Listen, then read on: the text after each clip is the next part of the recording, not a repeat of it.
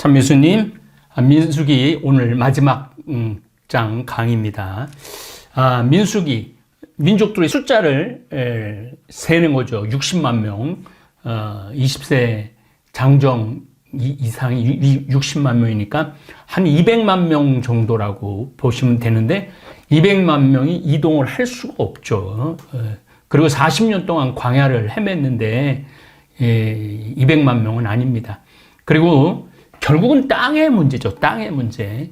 유대인들이 이집트로 내려가고 종살이를 하면서 땅이 없는 민족이에요. 땅이 원래 없는 민족이에요. 아브라함이 하느님께서 약속의 땅 가나안을 약속을 하셨지만은 이미 가나안 족속들이 살고 있는 땅이에요. 다 가나안 족속들이 살고 있는 그런 땅을 뺏는 거죠. 그런데 땅에 그런 갈등이 몇 년 동안 있었느냐 하면은 4,000년 동안 있었다고 보시면 돼요. 한 135년에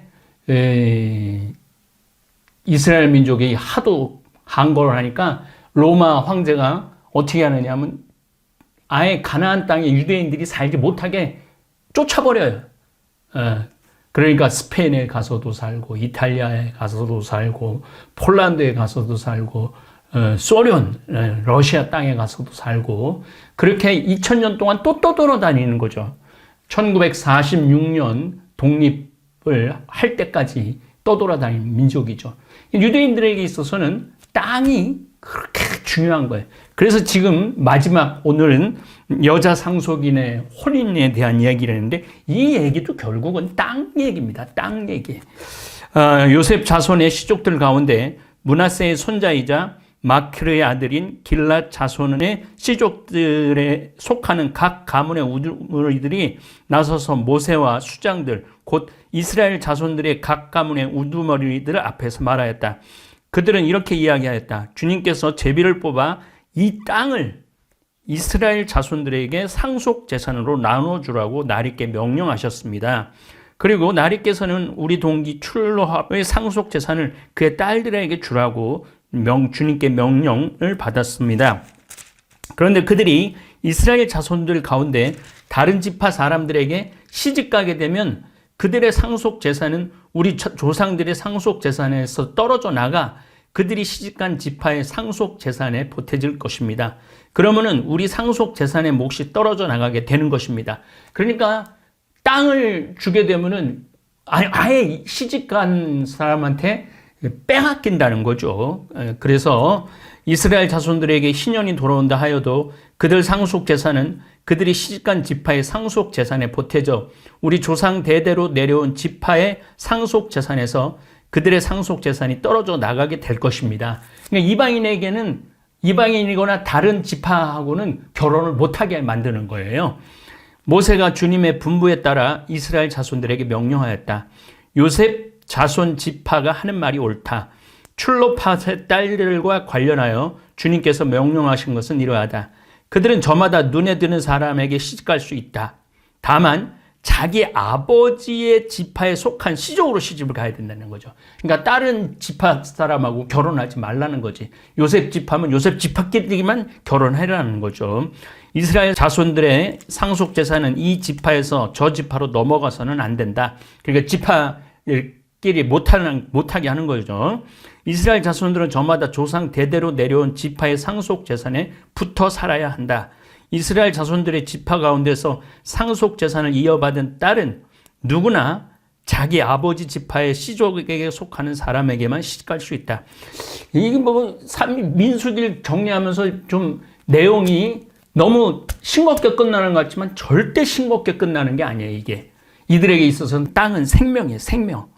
그리하여 이스라엘 자손들이 저마다 자기 조상들의 상속 재산을 이어받게 해야 한다. 상속 재산은 한 지파에서 다른 지파로 넘어가서는 안 된다. 이스라엘 자손 지파들은 저마다 자기 상속 재산에 붙어 살아야 한다. 그리하여 출로합의 딸들은 주님께서 모세에게 명령하신 대로 하였다. 출로합의 딸들 곧 마흘라, 티르차, 호글라, 밀카, 노아는 모두 사촌 오빠들에게 시집을 갔다. 그러니까 땅을 다른 지파끼리 서로 못 섞게 한 거죠. 이렇게 그들이 요셉의 아들 므낫세의 자손의 씨족에게 시집 갔으므로 그들의 상속 재산이 그들 아버지 지파에 남아 있게 되었다.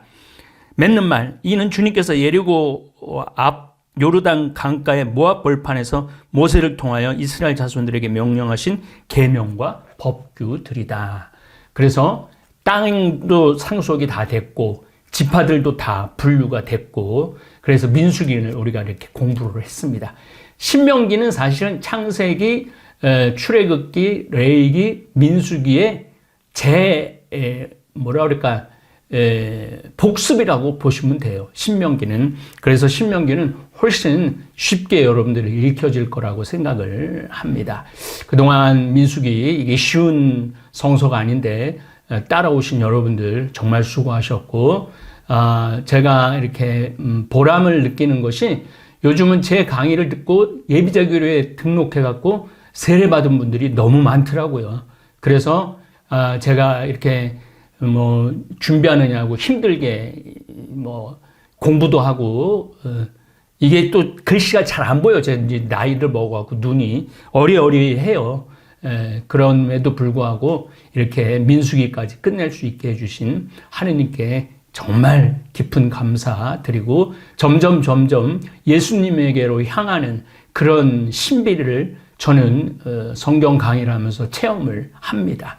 여러분들도 예수님께 점점 다가가는 그런 체험들을 하시기를 바라겠습니다. 예, 감사합니다.